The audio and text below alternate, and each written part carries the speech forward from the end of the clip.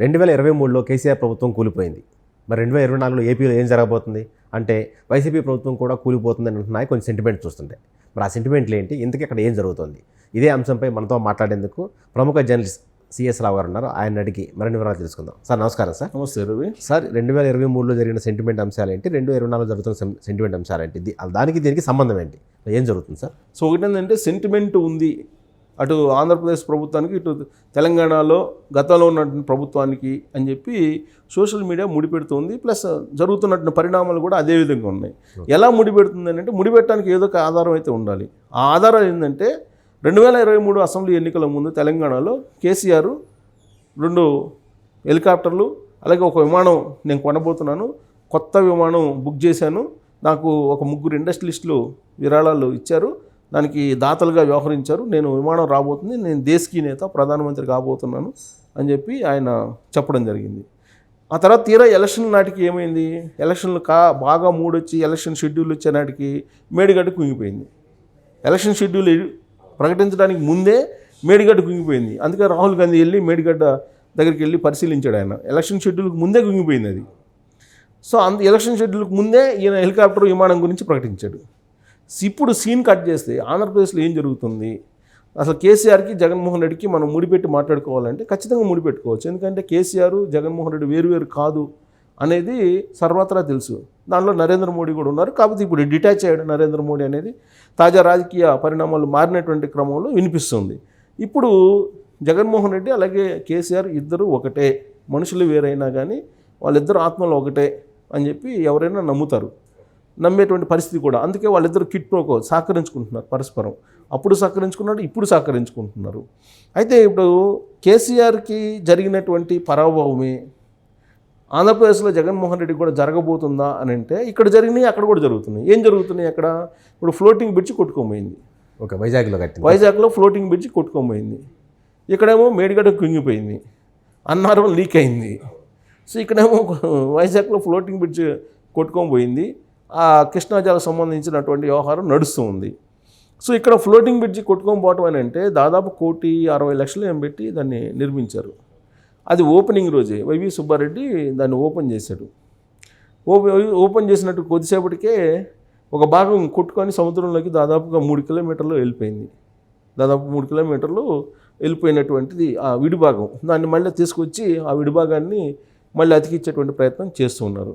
In case అక్కడ కనుక దాని మీద ఫ్లోటింగ్ బ్రిడ్జ్ మీద మనుషులు కనుక పర్యాటకులు కనుక ఎక్కువ ఉన్నట్టయితే ఏమైండేది? ఎంత ఘోరం జరిగి ఉండేది. ఊహించరానటువంటి ప్రమాదం జరిగి ఉండేది. ఊహించినటువంటి ప్రమాదం కళ్ళ ముందు కనబడుతుంది. అంటే వీళ్ళు చేసేటువంటి పనులకి ఎంత బాధ్యతారాహిత్యంగా వ్యవహరిస్తుంది అక్కడ ఉన్నటువంటి జగన్మోహన్ రెడ్డి ప్రభుత్వం అనే దానికి అదొక ఉదాహరణ. అంతకుముందు పోలవరంలో బ్రిడ్జ్ కొట్టుకోపోయింది తెలుసు కదా. పోలవరం వీళ్ళు చేపట్టగానే అది చంద్రబాబు నాయుడు మీద వేశారు. అవును. సో ఆ రోజు కూడా బ్రిడ్జి కొట్టుకొని పోయింది. అదేమంటే అమ్మటి రాంబాబు లేదంటే అనిల్ కుమార్ యాదవ్ ఏం చెప్పారంటే అప్పుడు చంద్రబాబు నాయుడు సరిగ్గా నిర్మించలేదు, అందుకని అది కొట్టుకొని పోయిందని చెప్పి వాళ్ళు చెప్పారు. అంటే తప్పించుకునేటువంటి ప్రయత్నం చేశారు. అలా ఆ తర్వాత ఉత్తరాంధ్రలో కూడా ఒకటి కొట్టుకొని పోయింది. కడపలో అనుకుంటా సార్. కడపలోనే కడప నెల్లూరు వరదలు వచ్చినప్పుడు ఒక కొట్టుకుపోయి వరదలు వచ్చినప్పుడు రాత్రి బీభత్సం జరిగింది. సో ఇవన్నీ కూడా తెలంగాణలో ఏవైతే జరిగే ఎన్నికల ముందు అవి కనిపిస్తూ ఉన్నాయి. తర్వాత హెలికాప్టర్ల విషయానికి వచ్చేటప్పటికి ఇక్కడ కేసీఆర్ హెలికాప్టర్లు 3 హెలికాప్టర్లు ఒక విమానం బుక్ చేస్తానని అన్నాడు. అక్కడ కూడా ఇప్పుడు ఆల్రెడీ ఒక హెలికాప్టర్ ఉంది. 2010లో ఆంధ్రప్రదేశ్ ప్రభుత్వం కొన్నది ఆ హెలికాప్టర్ని వాడుతూ ఉన్నారు సీఎంలు. ఇప్పుడు జగన్మోహన్ రెడ్డి కూడా అదే వాడుతున్నాడు. కాదు ఎలక్షన్లు రాబోతున్నాయి, మనకు అవసరం అని చెప్పి 2 హెలికాప్టర్లు ఇప్పుడు ఆల్రెడీ బుక్ చేసి కొనుగోలు చేస్తున్నారు బెల్ నుంచి. ఓకే. సో 2 హెలికాప్టర్లకు ఆల్రెడీ బుక్ చేశారు, దానికి జీవో కూడా తీసుకొచ్చారు. బహుశా ఎలక్షన్ షెడ్యూల్ రాబోయే ముందే అది 2 హెలికాప్టర్లు కూడా వస్తాయేమో, వస్తే రావచ్చు కూడా, లేదంటే ఆగిపోవచ్చు కూడా. ఎలక్షన్ కమిషన్ దగ్గర ఆల్రెడీ రఘురామకృష్ణరాజు ఈ 2 హెలికాప్టర్ల మీద కంప్లైంట్ చేశారు. కాబట్టి ఎలక్షన్ టైంలో నువ్వు బుక్ చేయడానికి నీకు ఏ అధికారం ఉందని చెప్పి ఆపేసే అవకాశం కూడా లేకపోలేదు. బహుశా రాకుండా ఆగిపోయేటువంటి అవకాశం కూడా ఉంది. అక్కడేమో ఋషికొండలో పర్యావరణ అనుమతులకు విరుద్ధంగా ఋషికొండను తొలిచేసి అక్కడ 450 కోట్లు 500 కోట్లతో సుమారుగా అక్కడ ఒక విలాసవంతమైనటువంటి ఒక భవనాన్ని నిర్మించారు. ఇప్పుడు 2 హెలికాప్టర్లు, ఒకటేమో విశాఖపట్నంలో ఋషికొండ తన విలాసవంతమైన భవనం దగ్గర, ఇంకోటేమో ఇక్కడ గన్నవరంలో తాడేపల్లి దగ్గర పెట్టాలని చెప్పి ఒకటి విజయవాడలో, ఇంకోటి వైజాగ్లో, ఇప్పుడు ఆల్రెడీ ఇంకోటి ఉంది, ఇప్పుడు వాడుతున్నది ఇంకోటి ఉంది కదా. 3 హెలికాప్టర్లు ఎందుకయ్యా అని ప్రశ్నిస్తే వాళ్ళ మీద కేసులు పెట్టడమో లేకపోతే వాళ్ళని బెదిరించడమో జరుగుతుంది.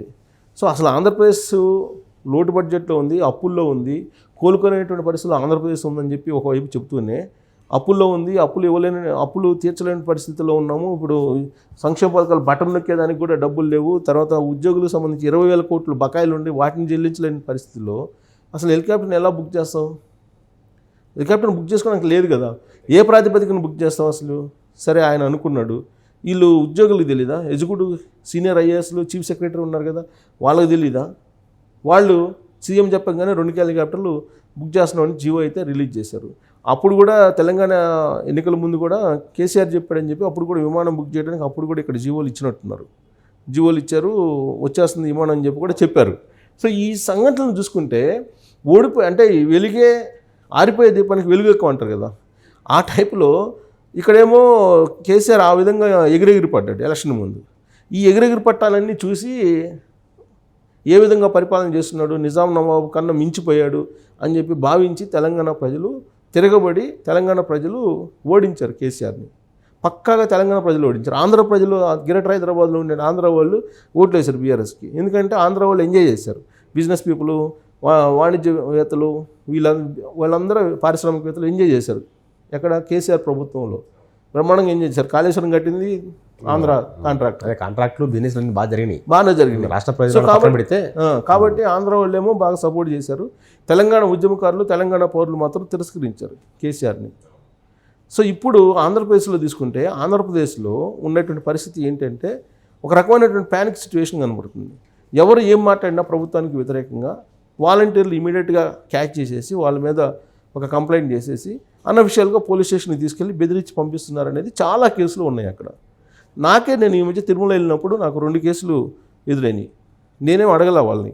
ట్రైన్లో మాట్లాడుకుంటున్నారు వాళ్ళు. ట్రైన్లో మాట్లాడుకుంటూ వాళ్ళు మేము మాట్లాడటానికి కూడా లేకుండా అయిందయ్యా, ఇలా ఆంధ్రప్రదేశ్లో ఇలా ఉందని చెప్పి చెప్పుకుంటూ నన్ను అడిగారు, మీరు ఎక్కడి నుంచి అంటే నేను హైదరాబాద్ నుంచి అని. అంటే ఏం చేస్తుంటారంటే నేను జర్నలిస్ట్గా ఉంటాను అని చెప్తుంటే, సార్ మేము మాట్లాడుకున్న రికార్డ్ చేయలేదు కదా అని చెప్పి అడిగారు.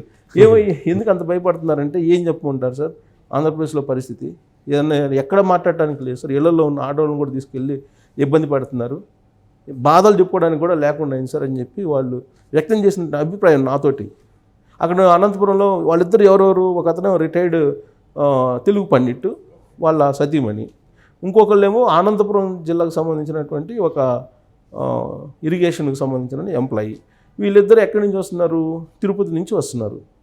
ఒకళ్ళేమో వాళ్ళు ఫ్యామిలీ, ఇంకొకళ్ళేమో ఇతను మధ్యలో స్టేషన్లో ఎక్కాడు, అనంతపురం ఇరిగేషన్ ఎంప్లాయీ. వాళ్ళిద్దరు కలిసి మాట్లాడుకుంటున్నటువంటి పరిస్థితి చూశాను నేను. నేను కూర్చున్న దగ్గర వాళ్ళు కూడా కూర్చొని మాట్లాడుకుంటున్నారు. ఆ తర్వాత లాస్ట్లో నన్ను అడిగారు, మీరేం చేస్తారని. వాళ్ళు భయపడ్డారు, మీరు రికార్డ్ చేయట్లేదు కదా అని. అంత భయం ఎందుకంటే ఏం చెప్పమంటారు సార్, మీరు హైదరాబాద్లో ఉంటున్నారు, మా బాధలు మాకు తెలుసు అని చెప్పి ఇంట్లో ఉన్న ఆడవాళ్ళని కూడా తీసుకొచ్చి కొడుతున్నారు సార్ అని చెప్పి ఆ అమ్మాయి చెప్పిన సంఘటన చూస్తే ఎంత ప్యానిక్ సిచ్యువేషన్ ఉంది ఆంధ్రప్రదేశ్లో అనేదానికి అదొక ప్రత్యక్ష నిదర్శనంగా కనిపిస్తుంది. సో కాబట్టి ఇక్కడ అప్పుడేమో ఆయన నైజాం పరిపాలన తరహాలో చేస్తున్నారనే అనుమానం అప్పుడు భావించి తెలంగాణ ప్రజలు తిరస్కరించారు కేసీఆర్ని. ఇప్పుడేమో జగన్మోహన్ రెడ్డికి వచ్చేటప్పటికి ఎన్నికల షెడ్యూల్ రాబోతుంది, 2 హెలికాప్టర్లు బుక్ చేయటం, ఈ వైజాగ్లో ఫ్లోటింగ్ బ్రిడ్జ్ కొట్టుకోకపోవటం, ఇవన్నీ కనుక చూస్తుంటే తెలంగాణలో బీఆర్ఎస్ పార్టీకి పట్టినటువంటి గతే ఆంధ్రప్రదేశ్లో వైఎస్ఆర్ కాంగ్రెస్ పార్టీకి కూడా పట్టబోతుందా? అందుకే ఇలాంటి సెంటిమెంట్ ఇష్యూస్ అన్నీ కూడా మనకి కళ్ళెదురు కనిపిస్తున్నాయా అనేది మనకు ఒక అభిప్రాయానికి రావచ్చు. పైగా రమణ దీక్షిత్ లాంటి వాళ్ళ మీద కూడా ఆయన ఏదో ఆగమశాస్త్రానికి విరుద్ధంగా కైంకర్యాలు జరుగుతున్నాయి తిరుమల అని చెప్పి ఒక మాట అన్నందుకు ఆయన మీద కేసు పెట్టారు. అంతకుముందు చంద్రబాబు నాయుడు ఉన్నప్పుడు చంద్రబాబు నాయుడు మీద రకరకాల ఆరోపణలు అభియోగాలు మోపాడు ఇదే రమణ దీక్షిత్. ఆయన మీద కేసు పెట్టలేదు అప్పుడు. అవును, కేసు పెట్టలా.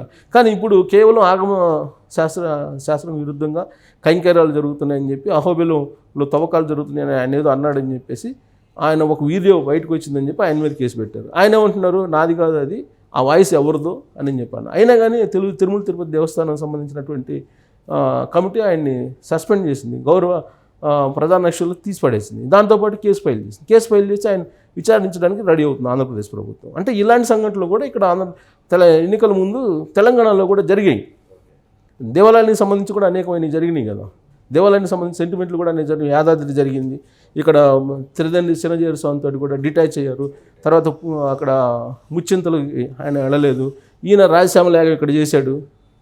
ఇప్పుడు ఇక్కడ జగన్మోహన్ రెడ్డి కూడా రాజశ్యామ యాగం చేశాడు. కేసీఆర్కి రాజశ్యామ యాగం చేసిన ఆయన అక్కడ జగన్మోహన్ రెడ్డికి కూడా రాజశ్యామ యాగం చేశాడు. సో ఇవన్నీ కంపారిజన్ ఉన్నాయి. ఓడిపోవడానికి ముందు అంటే వెలిగే దీపం ఆరిపోవడానికి ముందు ఎలాంటి అంశాలు కనపడ్డాయో అవన్నీ కూడా తెలంగాణలో కనపడి ఆంధ్రప్రదేశ్లో కూడా కనిపిస్తున్నాయి. కాబట్టి బహుశా తెలంగాణలో జరిగిందే ఆంధ్రప్రదేశ్లో కూడా రాబోయే రోజుల్లో జరిగే అవకాశం ఉందని చెప్పడానికి ఈ సెంటిమెంట్లు అన్నింటినీ కూడా మనం పరిగణలోకి తీసుకోవడానికి అవకాశం ఉంది, విశ్లేషణ చేసుకోవడానికి. సో సెంటిమెంట్లు అనేవి చాలామంది నమ్ముతారు. మరి ఇలాంటి సెంటిమెంట్లు మరి జగన్మోహన్ రెడ్డి నమ్ముతారో లేదో తెలియదు, కానీ పరిస్థితి చూస్తే మాత్రం రాబోయే రోజుల్లో వైసీపీ గడ్డు కాలం తప్పేట్లేదని కనిపిస్తుంది. Thank you.